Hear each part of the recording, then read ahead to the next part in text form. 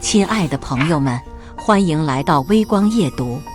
小三冲进公司扇我耳光，你花我男人300万，不要脸！全公司都在看我笑话。总监让我立刻滚蛋，我擦掉血，笑着拨通一个电话。第二天，小三跪在我办公室门口求饶。接下来开始我们本期故事，记得点击订阅并开启小铃铛。啪！一声脆响，在安静的办公室里炸开，像一颗投入死水潭的石子，瞬间激起千层浪。我的脸被一股巨大的力量扇得偏向一边，火辣辣的疼瞬间蔓延开，从脸颊一直烧到耳根。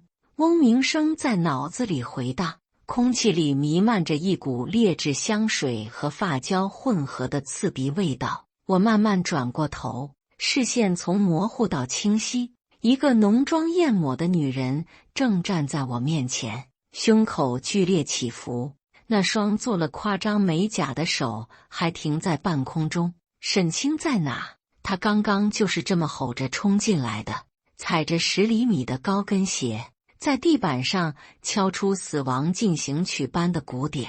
全市场部的同事都停下了手中的工作，目光齐刷刷地投向我这个角落。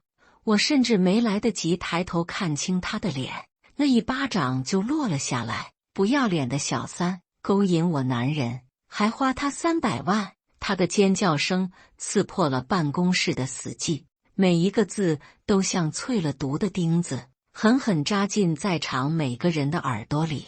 办公室瞬间炸了锅，窃窃私语声像潮水一样涌来。天哪，沈清居然是小三，看不出来啊，平时装得那么清高，一副不食人间烟火的样子。我就说嘛，一个普通员工怎么可能背得起他那个限量款的包？虽然他藏得很好，但我上次还是看到了。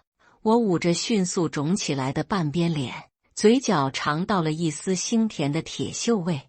我没有理会周围的议论，只是冷静地看着眼前这个状若疯癫的女人。她有一张标准的网红脸，饱满的额头，尖得能戳死人的下巴，眼睛大得有些不协调。你谁啊？我开口，声音平静的连自己都有些意外。我的冷静似乎更加激怒了她。我是陈宇的女朋友白丽丽，她趾高气扬地宣布，仿佛在宣示主权。你这个贱人，现在知道我是谁了吧？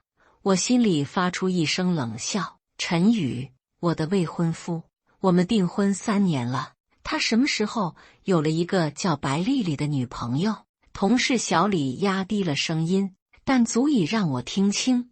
陈宇，不是咱们公司的陈副总吗？沈清原来勾搭的是他。同事小王立刻附和。我的天，这可是大瓜啊！陈副总不是有未婚妻吗？听说背景很硬的，那沈清这不就是小四了？还敢这么嚣张？议论声越来越大，像无数只苍蝇在我耳边嗡嗡作响。就在这时，市场部总监张云踩着高跟鞋走了过来，他双手抱胸，居高临下地看着我，嘴角挂着一丝毫不掩饰的冷笑。沈清，公司不养败坏风气的人。张云是陈宇的表姐，从我进公司第1天起，她就处处看我不顺眼，各种打压。现在她终于找到了一个名正言顺的理由来对付我。白丽丽见总监都站在她这边，气焰更加嚣张。她得意地晃了晃手机，点开一张截图，大家看清楚了，这是转账记录，300万。陈宇亲手转给这个贱人的，他花着我男人的钱，还有脸在这里上班。我瞥了一眼那张截图，确实是陈宇的银行账户，收款人也确实是我的名字，金额300万，一分不差。全办公室的人都伸长了脖子，发出一阵阵倒吸凉气的声音。这下，我小三的罪名算是被彻底定死了。只有我自己知道，这300万是我半个月前借给陈宇的。他说他看好一个项目，想自己做点投资，不想动用家里的关系，找我周转一下。我当时还觉得他有上进心，二话没说就把钱转给了他。原来所谓的创业资金，转头就进了这个女人的口袋，还成了她今天来羞辱我的证据，多可笑！张云冷冷地开口，声音里带着不容置疑的命令：沈清，你被解雇了，现在立刻收拾你的东西，滚蛋！听到没有？让你滚蛋！白丽丽推了我一把，满脸的得意和不屑。识相点，以后离我的男人远一点。我嘴角的血顺着下巴滴落在白色的衬衫上，晕开一小朵红梅。我没有动，也没有反驳，我只是缓缓地擦掉嘴角的血迹，然后笑了。在所有人惊愕的目光中，我拿起桌上的手机，当着他们的面拨通了一个号码。电话只响了一声就被接通。Kevin， 执行计划。我的声音很轻，很平静，但在这死寂的办公室里，却清晰地传到了每个人的耳朵里。挂掉电话，我抬起头，迎上白丽丽和张云错愕的目光。好戏，现在才刚刚开始。我的电话挂断不到3分钟，办公室的玻璃门被猛地推开，一阵急促而有力的脚步声由远及近。公司法务部的王经理一马当先，身后跟着人事总监、财务总监，还有几个穿着黑西装、神情严肃的陌生男人。这阵仗像是要来公司抓捕商业间谍。办公室里瞬间安静下来，所有人都被这突如其来的变故搞懵了。王经理的目光在办公室里迅速扫了一圈，最后精准地落在我身上。下一秒，他快步走到我面前，对着我一个90度的深鞠躬。沈总。他身后的几个人也齐刷刷的躬身，异口同声地喊道：沈总！声音洪亮，态度恭敬到了极点。整个办公室静得连一根针掉在地上的声音都能听见。所有人都愣住了，眼珠子瞪得像铜铃，嘴巴张得能塞下一个鸡蛋。刚才还嚣张跋扈的白丽丽尖叫出声：你叫他什么？沈总，你是不是疯了？法务部的王经理缓缓直起身，冷冷地瞥了他一眼，那眼神像在看一个跳梁小丑。这位女士，请注意你的言辞。沈总是我们华鼎集团最大的股东。他顿了顿，一字一句清晰地宣布，持股68%，他才是这家公司真正的老板。轰！这句话像一颗重磅炸弹，在所有人的脑子里炸开。张云的脸刷一下白了，毫无血色，嘴唇哆嗦着，半天说不出一句话。不可能，这绝对不可能。他喃喃自语，眼神里充满了惊恐和难以置信。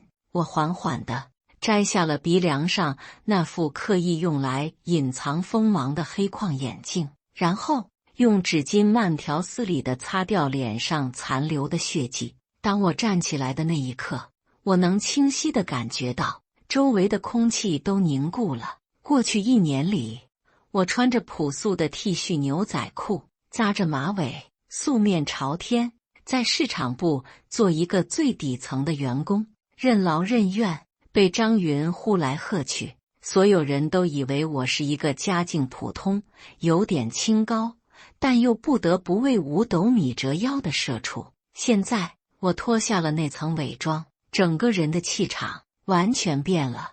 我走到张云面前，嘴角勾起一抹冰冷的笑意。张总监，你刚才说什么？让我滚蛋！我的声音很轻，却带着一股无形的压迫感。张云的身体开始不受控制地发抖，额头上渗出细密的冷汗。沈总，我不知道是您。他结结巴巴，语无伦次。我没再看他，转身走向已经吓傻了的白丽丽。我每走一步，她就往后退一步，高跟鞋在地板上划出刺耳的声音。你说我是小三？我笑着问她，眼神里却没有半分笑意。你怎么可能？陈宇说你就是个穷酸的打工妹。白丽丽的声音颤抖着，脸色煞白如纸。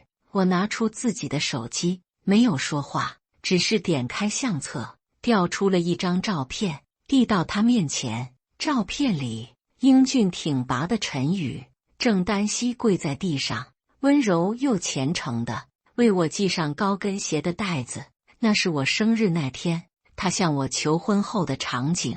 陈宇是我的未婚夫，我们订婚3年了。我冷冷地开口，每一个字都像一把冰锥，狠狠扎进白丽丽的心里。她的脸色瞬间从煞白变成了惨白。不可能，他爱的是我。他说他根本不爱他的未婚妻，他说他马上就会跟他分手的，是吗？我嘴角的弧度更大了。那这300万是他找我借的创业资金，他说要开个公司证明自己的能力，我借给了他。怎么，他转头就把这笔创业资金送给你了？哇！办公室里一片哗然，所有人都用一种看傻子和骗子的眼神看着白丽丽和脸色同样难看的陈宇的表姐张云。真相大白，我不是小三，白丽丽才是。她不仅是小三，还是个拿着正宫的钱来打正宫的蠢货。我收回手机，看向一旁的王经理，声音陡然转冷。王经理，报警，他涉嫌诽谤和故意伤害。白丽丽腿一软，扑通一声瘫坐在冰冷的地板上。青青，你听我解释。办公室的门再次被撞开，陈宇气喘吁吁地冲了进来，额头上全是汗，领带也歪了。他一进来就想抓住我的手，脸上写满了焦急和恐慌。我后退一步，避开了他的触碰。法务经理王经理立刻上前一步，像一堵墙一样挡在了我和陈宇之间。我冷冷地看着他，这个我曾经以为可以托付终身的男人。陈总，这里是公司，请叫我沈总。我的声音没有一丝温度。陈宇愣住了，他难以置信地看着我，仿佛第一天认识我。青青，我不知道你是，不知道我是这家公司的大股东。我打断了他的话，嘴角勾起一抹嘲讽的笑意。所以你就敢心安理得的出轨，拿着我的钱去养小三，还纵容他跑到我的公司来打我？不是的，青青，你相信我，我和白丽丽只是玩玩。我像是听到了什么天大的笑话，玩到让他以为自己是正宫，跑到这里来撒野。陈宇的脸色一阵青一阵白，他想再次上前，却被王经理死死拦住。各位，既然今天人这么齐，不如就让大家看点有意思的东西。我拿起办公桌上的平板电脑，轻轻一点，办公室墙上的巨大投影幕布瞬间亮起，上面出现的是陈宇和白丽丽的微信聊天记录。丽丽宝贝，那个沈清就是个木头疙瘩，无趣得很。我跟他在一起就是为了他手里的资源，他家里穷得叮当响，小地方出来的，怎么配得上我？我不过是暂时利用他而已。等我彻底掌控了公司，拿到我想要的东西，第一时间就甩了他，然后风风光光地娶你进门。那300万你先拿着花，就当是我给你的零花钱。那个傻子还真以为我是要拿去创业呢。一条条，一字字，清晰地投放在大屏幕上。办公室里响起一片倒吸凉气的声音，所有同事都用一种混合着鄙夷、同情和震惊的复杂眼神看着我，又看看脸色已经涨成了猪肝色的陈宇。这是 P 的，这是伪造的。陈宇指着屏幕，声音因为极度的恐慌而变得尖利。我缓缓走到他面前，啪，又是一声清脆的耳光。这一巴掌，我用尽了全力。陈宇的脸上瞬间浮起5个清晰的指印。这一巴掌是还你刚才的冷眼旁观。我盯着他的眼睛，一字一顿地说道：刚才白丽丽冲进来打我的时候，我就用眼角的余光瞥见陈宇就站在办公室门外不远处。他看到了，但他没有进来，他就那么眼睁睁地看着我被他养的小三羞辱，无动于衷。那一刻，我对他最后一丝情分也彻底断了。陈宇捂着脸，彻底懵了。我没有再看他，从随身的包里拿出了一份精美的订婚协议，那是我和他订婚时签下的，上面有我们2个人的名字。我当着所有人的面将它撕拉一声，撕成了2半，然后再撕成4半、8半，最后我扬手一撒，无数的纸片像雪花一样纷纷扬扬地落在了陈宇的头上和肩上。陈宇，从现在开始，你和我再无任何关系。另外，我以公司最大股东的身份宣布，即刻起解除你华鼎集团副总经理的一切职务，你名下由公司赠予的3%干股全部冻结，等待法务部的后续处理。我的每一句话都像一把重锤，狠狠地砸在陈宇的心上。他引以为傲的一切，他的地位，他的财富，他的未来，在这一刻被我亲手击得粉碎。不要，青青，我错了，我真的错了。陈宇终于崩溃了，他扑通一声跪了下来，试图抱住我的腿，求求你，再给我一次机会，我爱你，我爱的是你啊！我厌恶地后退一步，踩着高跟鞋从他身边径直走过，连一个眼神都懒得再给他。晚了2个字，轻飘飘的，却宣判了他的死刑。下午3点，华鼎集团顶层的大会议室，我召开了一场全体员工大会。当我走进会议室时，所有人都下意识地站了起来，他们的眼神里不再是之前的同情、鄙夷和看好戏，而是换成了震惊、敬畏和恐惧。我换下了一身朴素的工装，穿上了一套剪裁得体的 Armani 黑色定制西装，脚上是 Christian Louboutin 经典的红底高跟鞋，长发被挽成一个干练的发髻，脸上画着精致而冷艳的妆容。这才是沈清，真正的沈清。我走到主席台的正中央，目光平静地扫过台下每一张脸。各位，下午好。可能很多人需要我重新做个自我介绍。我叫沈清，毕业于哈佛商校，主修金融和企业管理，同时也是你们现在所在的公司华鼎集团持股68%的绝对控股人。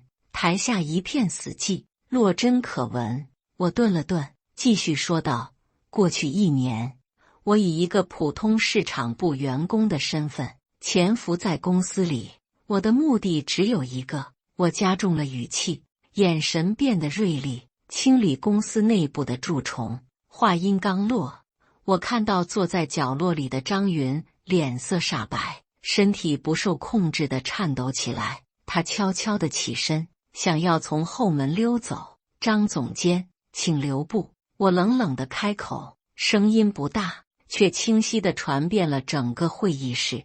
门口的2个保安立刻会意，上前一步拦住了他的去路。张云的腿一软，差点瘫倒在地。我对着麦克风继续说道： Kevin， 我的私人助理兼律师 Kevin 应声上前，将一份文件投放到大屏幕上。张云，时任市场部总监，在职3年期间，利用职务之便虚报项目款项，伪造合作合同，累计贪污公司公款共计280万元。此外，你还长期勾结供应商，恶意压低采购价格，从中收取高额回扣，严重损害公司利益。屏幕上一笔笔清晰的账目，一份份确凿的证据，让张云无所遁形。他瘫软在地，面如死灰。沈总，我错了，我再也不敢了，求您饶了我这一次。我冷笑一声，饶了你？那些被你侵占的公司资产，谁来饶了他们？法务部已经正式向警方报案，你就等着法院的传票吧。话音刚落，2名穿着制服的警察从门外走了进来，一左一右架起瘫软如泥的张云，在众目睽睽之下将他带离了会场。处理完张云，我的目光转向了市场部的那几个角落。市场部的小李、小王，被点到名字的2个人吓得浑身一抖，脸色比张云好不到哪里去。他们就是上午最先开始对我落井下石、散布谣言的人。你们身为公司员工，不专注于本职工作，反而热衷于搬弄是非，散布同事的谣言，制造内部矛盾。从今天起，你们2个降职为实习生，薪资减半，重新学习什么叫做职业素养。2个人想开口求情，但当他们对上我冰冷的眼神时，又把话咽了回去，只能低下头，瑟瑟发抖。整个会场鸦雀无声，所有人都被我雷厉风行、杀伐果断的手段震慑住了。我宣布，从今天起，公司将进入为期3个月的全面整改期，所有部门、所有岗位、所有人的业绩和品行，我都会亲自带队进行重新考核，能者上，庸者下，混日子的人华顶不留。我的公司不养闲人，更不养垃圾。我话音刚落， Kevin 再次走上前来，将一份全新的文件递到我手中。这是公司新的管理层架构和晋升制度方案，3天后正式实施。我拿着那份文件环视全场，我知道，从这一刻起，华鼎集团将迎来一个全新的时代，一个只属于我沈清的时代。第2天早上，我刚出电梯，就看到一幕意料之中的场景。白丽丽跪在我的总裁办公室门口，她脱下了昨天那身嚣张的战袍，穿着一身素净的白裙子，脸上脂粉未施，露出一张寡淡却巧的脸，眼睛哭得又红又肿，像2颗烂掉的桃子，整个人看起来狼狈又可怜。看到我走过来，他立刻像抓住了救命稻草一样，西行着扑过来。沈总，求求你放过我吧！他哭得声嘶力竭，引得走廊上路过的员工纷纷侧目。我停下脚步，居高临下地看着他，眼神里没有一丝波澜。让开！我的声音很冷，像12月的冰。他却死死地抱住我的小腿，把脸贴在我的裤腿上，鼻涕眼泪蹭得到处都是。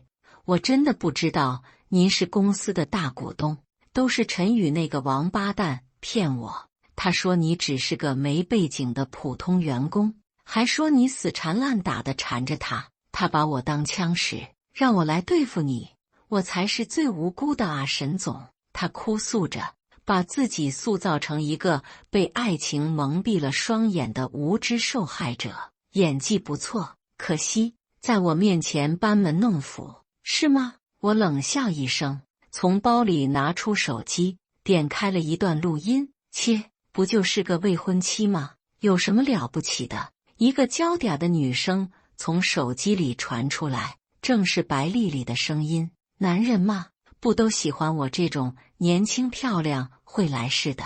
他那个未婚妻，我见过照片，跟个木头似的，一点情趣都没有。我就是要抢，有妇之夫才刺激呢。等我把他弄到手，再让他把那个黄脸婆踹了，到时候我就是陈太太了。录音里是她和闺蜜的对话，充满了对我的不屑和对上位的志在必得。白丽丽的哭声戛然而止，她难以置信地抬起头，脸上的血色瞬间退得一干二净。你早就知道陈宇有未婚妻？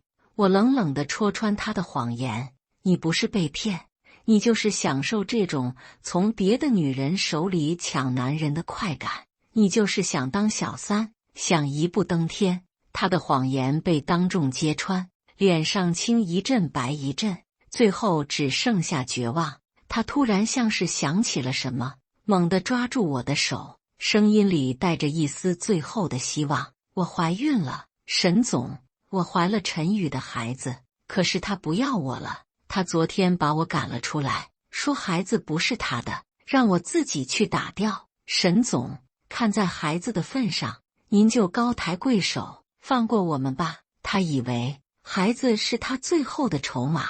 我缓缓蹲下身，与他平视，看着他那双充满乞求和算计的眼睛。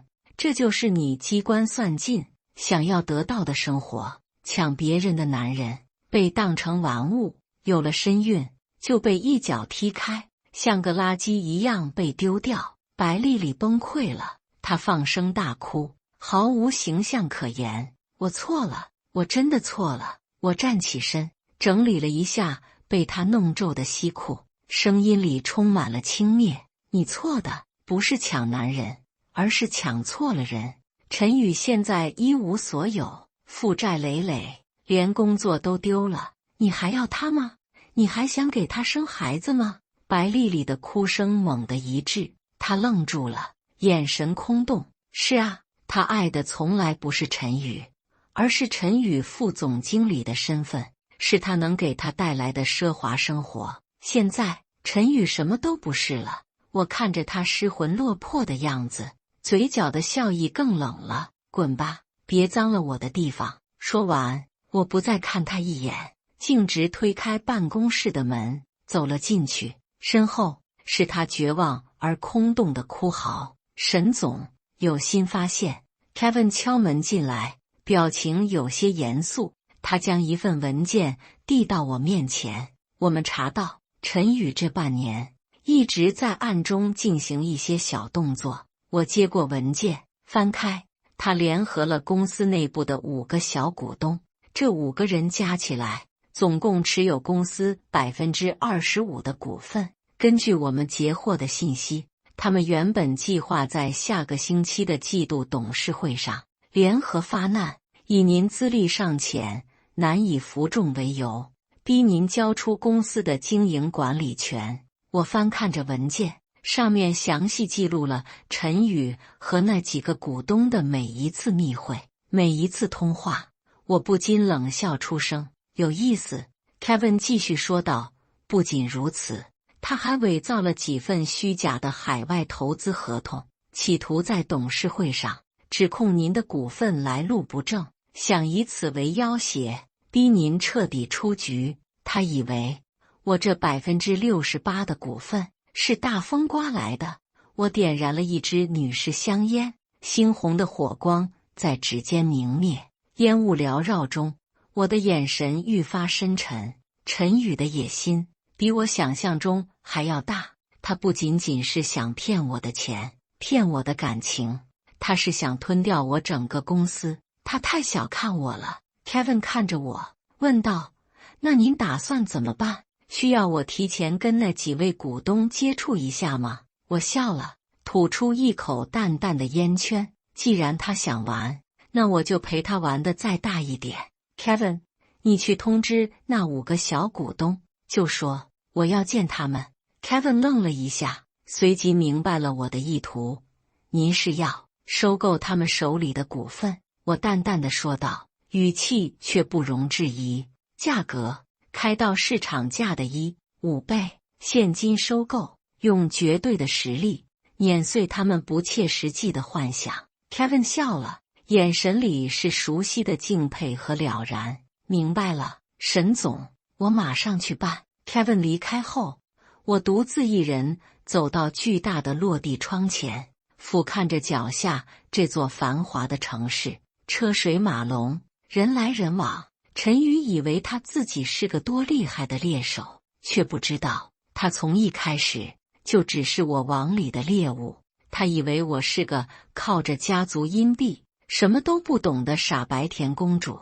他不知道这家公司华鼎集团是我3年前用我自己的第一桶金亲手创立的，最初只是为了方便操作一些海外投资，才暂时挂在了我父亲沈建国的名下。我沈清才是华鼎集团真正的创始人。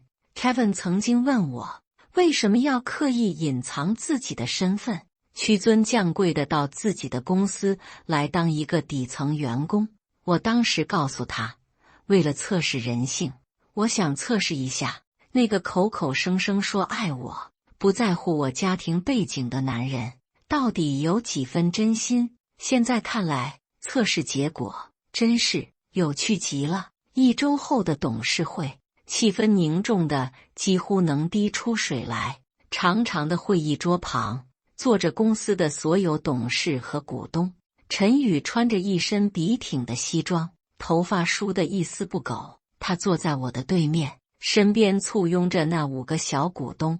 他看起来胸有成竹，脸上甚至带着一丝胜利者般的微笑。大概在他看来，今天的我就是一只待宰的羔羊。沈小姐，他率先开口，故意不叫我的职位，带着一种居高临下的傲慢。今天召集各位董事，是想谈谈公司的未来。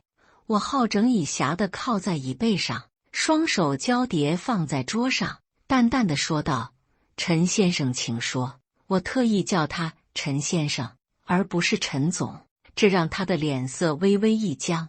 他很快调整过来，从身边的律师手里拿过一份文件，甩在桌上。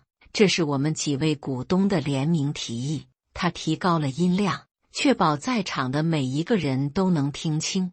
我们严重怀疑沈小姐您这68%股份的合法来源，要求您立刻出示相关的资金来源证明和法律文件，否则我们有权怀疑您的股东身份，并要求董事会重新选举公司的最高决策人。他身边的5个小股东立刻纷纷附和：没错，这么大一笔股份，来路不明，我们不放心。公司不是你一个人的，我们也有话语权。一时间，整个会议室都充满了对我的指责和质疑。我笑了，笑得云淡风轻。陈先生是怀疑我的股份有问题，不是怀疑，是肯定。陈宇得意地看着我，眼神里满是挑衅。你一个刚毕业没几年的女孩子，就算你家里有点钱，也不可能随随便便拿出几十个亿来收购华鼎的股份，这背后一定有见不得人的交易。他说的慷慨激昂，仿佛自己是正义的化身。我轻轻地拍了拍手，会议室的门被推开， Kevin 带着他的律师团队走了进来。他手里捧着一摞厚厚的文件。各位董事，请看大屏幕。Kevin 将文件连接到投影设备，屏幕上立刻出现了一份份清晰的扫描文件。2020年3月，沈清女士以个人名义出资5000万人民币，创立华鼎投资顾问有限公司，也就是华鼎集团的前身。公司创立之初，因沈清女士仍在海外求学，故委托其父亲沈建国先生代为持股和管理。2023年，沈清女士学成归国，沈建国先生根据当初的协议，将名下所有股份无偿转让给沈清女士。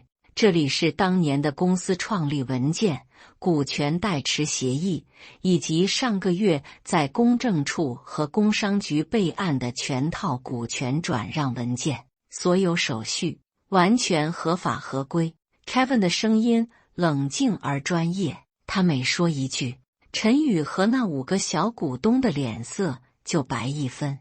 当看到屏幕上那些盖着鲜红公章的文件和律师见证视频时，那5个人的脸上已经只剩下惊恐和悔恨。他们终于明白自己被陈宇这个蠢货给坑了。他们以为是在逼宫一个空降的富二代，没想到是在挑战公司的创始人本人。我好整以暇地看向脸色已经变成死灰的陈宇。陈先生，现在还有疑问吗？陈宇的嘴唇哆嗦着，一个字也说不出来。这不可能，这绝对不可能。我缓缓站起身，居高临下地看着他。好了，你的表演结束了，现在该我了。我从 Kevin 手中接过另一份文件，狠狠地摔在陈宇面前。陈宇，3年前，你伪造哥伦比亚大学的硕士学历，骗取公司的信任，入职成为投资部经理。事实上，你连国内的3本大学都没毕业，你的毕业证是花3000块钱在路边买的假证。这个消息比我是创始人还要劲爆。在场的所有董事都震惊地看着陈宇。陈宇的脸瞬间涨得通红，他想反驳，却在看到文件上那张他自己都快忘了的土气的假证照片时，彻底哑火了。我的声音愈发冰冷。不仅如此，在你担任副总经理的2年间，利用职权，先后挪用公司项目资金高达500万。这笔钱你用来在市中心全款买了一套大平层，买了一辆保时捷911，还有用来养你那个愚蠢的小三白丽丽。这些钱，我限你3天之内连本带息全部还清，否则你等着收到的就不是解聘通知书，而是法院的传票了。陈宇浑身的力气像是被瞬间抽空，他瘫倒在椅子上，眼神空洞，彻底完了。我没有再看他，目光转向那5个已经吓得魂不附体的股东。各位，我之前提出的收购提议，今天之内依然有效，市场价的1.5倍，现金交易，签了字，钱立刻到账。是拿着钱体面离场，还是留下来跟这位陈先生一起接受公司法务部的彻查？你们自己选。5个人面面相觑，没有一丝犹豫，争先恐后地冲向 Kevin。 我同意，沈总，我同意出售股份，我也同意。陈宇看着瞬间倒戈的盟友，发出了绝望的嘶吼：你们这群叛徒，你们背叛我！我走到他面前，俯视着他，嘴角勾起一抹残忍的笑意。陈先生，欢迎来到成年人的世界，在这里没有背叛，只有利益，这就是你最喜欢的人性，不是吗？晚上，我和闺蜜林婉约在常去的一家西餐厅吃饭。林婉是我大学4年的室友，也是我最好的朋友，现在在一家顶尖的投行做高管。她一见到我，就把我从头到脚打量了一遍，眼神里全是不可思议。沈清，你老实交代，你什么时候背着我成了亿万富婆了？今天你们公司那个大瓜都传遍整个金融圈了，我还是从别人口中才知道我的好闺蜜居然是华鼎集团的神秘大 boss。 她捏了捏我的脸，一脸的你居然敢瞒我的表情。我笑着拉她坐下，递给她一杯红酒。不是故意瞒你，是一直都有，只是没找到合适的机会说。林婉震惊地瞪大了眼睛，一直都有？你的意思是，你上大学的时候就已经？我点点头。大2那年，我用我攒的奖学金和做海外项目赚的钱，创立了华鼎。那时候觉得好玩，也没想到会发展到今天的规模。林婉张着嘴，半天没合上，最后只能无奈地摇了摇头。好啊，你沈清，你这哪是装穷，你这简直是体验人间疾苦来了。我说你怎么会看上陈宇那种货色？原来是在做压力测试呢，算是吧。我晃了晃杯中的红酒，神色有些黯然。我想看看，在我一无所有的时候，他爱上的到底是我这个人，还是他幻想中我背后可能存在的资源。李满叹了口气，握住我的手。现在答案不是很明显了吗？他就是个人渣，不值得。我冷笑一声，他爱的从来都只有他自己和钱。对了，李满像是想起了什么，从包里拿出一份文件递给我。你让我帮你查的陈宇的资产有点新发现，除了他名下那套市中心的房子和车，我还查到他用他母亲的名义在郊区买了一套联排别墅，市值大概在800万左右，而且是全款，购买日期就在你借给他那300万之后不久。